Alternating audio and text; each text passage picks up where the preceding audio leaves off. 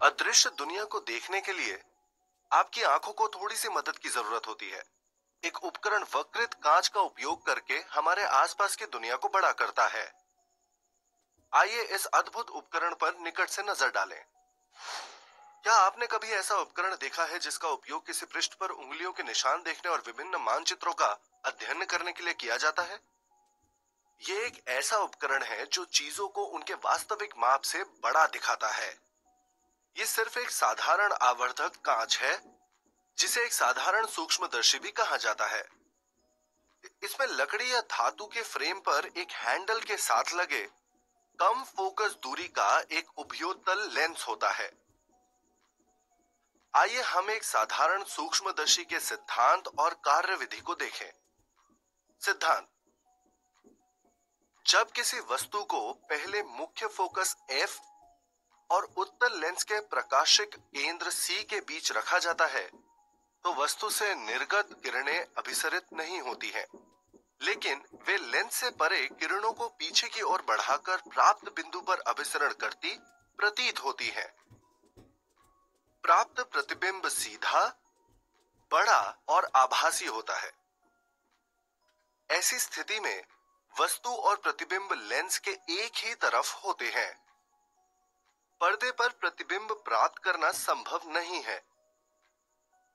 प्रतिबिंब को लेंस के दूसरी तरफ से देखा जाना चाहिए। कार्यविधि: जब हम किसी वस्तु को अपनी आंखों के निकट लाते हैं तो एक निश्चित सीमा तक ही वस्तु को स्पष्ट रूप से देख सकते हैं। इस सीमित दूरी को स्पष्ट दृष्टि की न्यूनतम दूरी कहते हैं, जिसे D द्वारा व्यक्त किया जाता है। मान लीजिए कि एक वस्तु AB जब स्पष्ट दृष्टि की न्यूनतम दूरी D पर हो तो आंख पर एक कोण अल्फा बनाती है।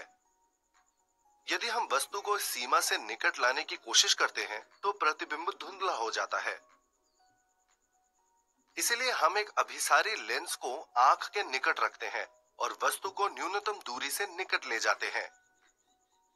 यहाँ जब वस्तु लेंस और उसके मुख्य फोकस के बीच स्थित होती है तो एक आभासी, सीधा और आवर्धित प्रतिबिंब प्राप्त होता है। स्पष्ट दृष्टि की न्यूनतम दूरी पर बीटा आंख पर प्रतिबिंब द्वारा अंतरित कोण है।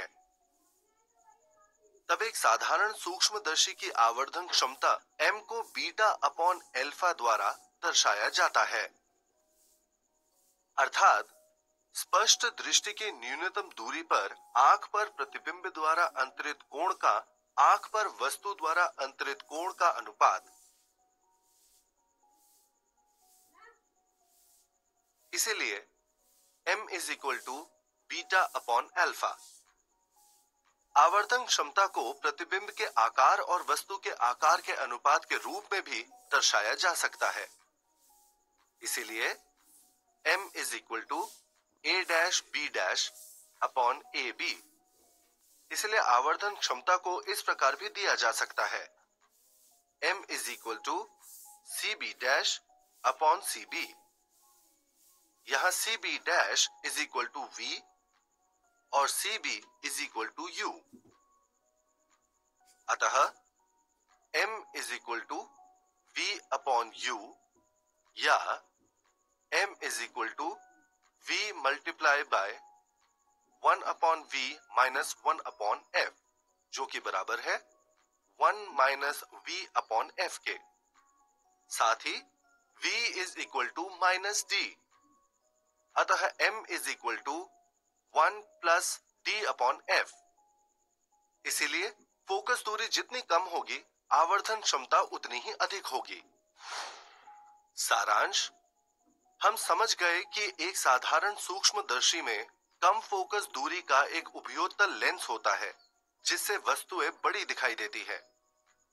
हमने देखा है कि जब किसी वस्तु को उत्तल लेंस के फोकस और प्रकाशिक केंद्र के बीच रखा जाता है तो बनने वाला प्रतिबिंब सीधा, आवर्धित और आभासी होता है। तब हमने पाया कि एक साधारण सूक्ष्मदर्शी की आवर्धन क्षमता स्पष्ट दृष्टि की न्यूनतम दूरी पर आंख पर प्रतिबिंब द्वारा अंतरित कोण को आंख पर वस्तु द्वारा अंतरित कोण के अनुपात के रूप में दर्शाया जाता है। इसीलिए हमने निष्कर्ष निकाला कि फोकस दूरी जितनी कम होगी, आवर्धन क्षमता उतनी ही अधिक होगी। एक साधारण सूक्ष्मदर्शी द्वारा प्राप्त आवर्धन काफी कम होता है और एक निश्चित सीमा से आगे नहीं बढ़ाया जा सकता है।